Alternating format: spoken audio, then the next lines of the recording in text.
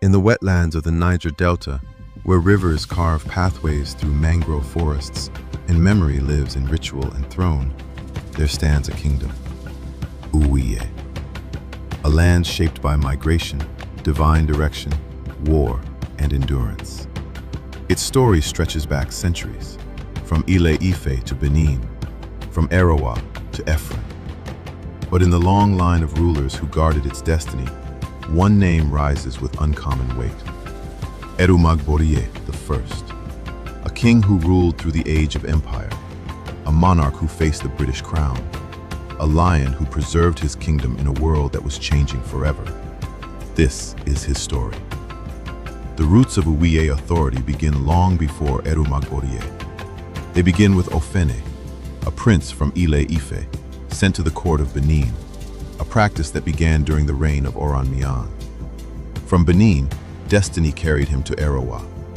There, through sacred authority and royal marriage, kingship was born. From Ofene came Uvwie. From Uvwie came Imowe, priest and king, who established the sacred heart of the kingdom. Governance in Uvwie was never merely political. It was spiritual, council-based, structured. The Inyevoro, kingmakers. The Unuevworo, spokesman. The Olotu, war leader. Power flowed from tradition, not from conquest alone. Centuries passed. Migration reshaped settlement. Ephron Otor rose. And then, guided by oracle, the kingdom moved to its present homeland around 1400 AD. From this ancient order, a prince would one day rise. In 1839, Ovie Okpo Erumagborie passed on, leaving behind a stable and prosperous kingdom. The following year, in 1840, his eldest son ascended the throne. Prince Erumagborie Okpo Erumagborie became Ovie of Uvwie. His name carried deep meaning. You cannot take the world with you when you die, a reminder of humility.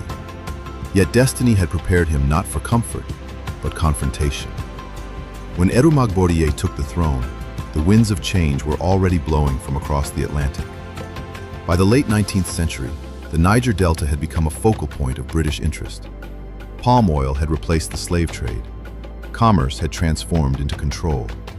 Gunboats patrolled rivers that once carried only traders. And Africa was being divided on European maps. At the Berlin Conference, distant powers carved territories without ever setting foot upon them. Lines drawn on paper would soon shape the destiny of kingdoms like Uvwie. Erumagborie now ruled not only over a people, but under the watchful eye of empire.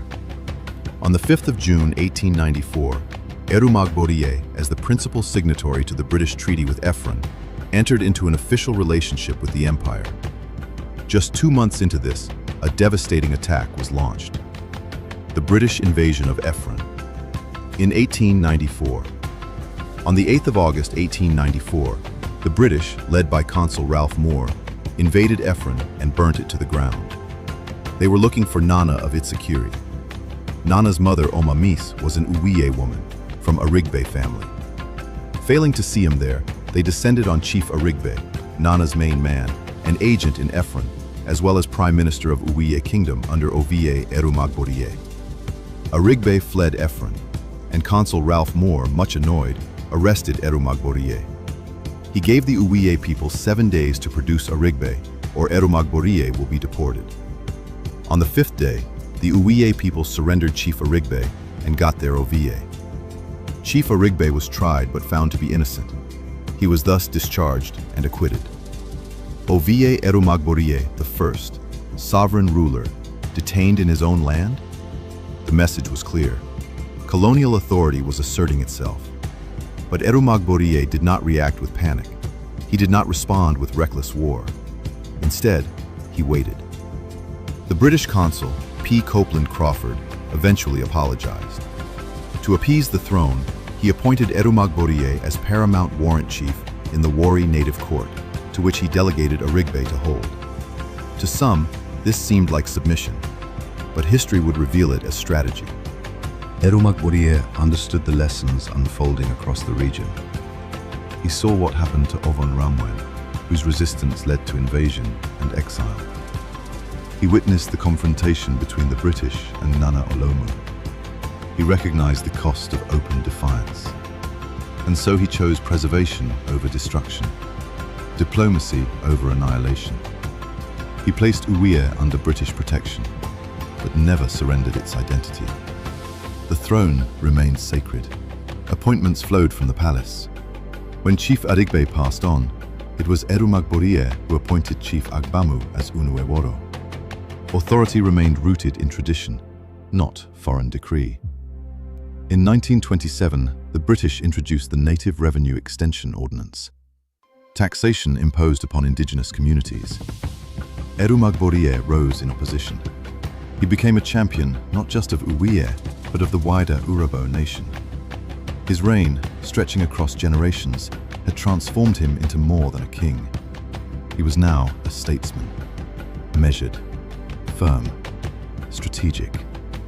He understood that survival required balance, and balance required wisdom. Decade after decade, Erumagborie ruled. Through colonial consolidation, through political restructuring, through economic transformation. The Egwe Urubu Council endured. The Inyevoro kingmakers remained. The sacred institutions stood firm. While empires expanded and contracted, Uvwie survived. His reign, nearly 88 years, stands among the longest in regional memory. Few monarchs witness so much change. Fewer still guide their people through it intact. In 1928, Ovie Erumagborie I passed on. He had ruled from 1840 to 1928, nearly 9 decades of leadership. He was succeeded by his son, Ovie Erumagborie II. But the kingdom he left behind was steady, structured, preserved. He had faced empire and endured. Some kings conquer lands, some defend borders. Erumagborie did something rarer. He preserved a kingdom in the face of empire. He endured arrest without humiliation. He signed treaties without surrendering identity. He balanced tradition and modernity. And because he endured, Uvwie endured.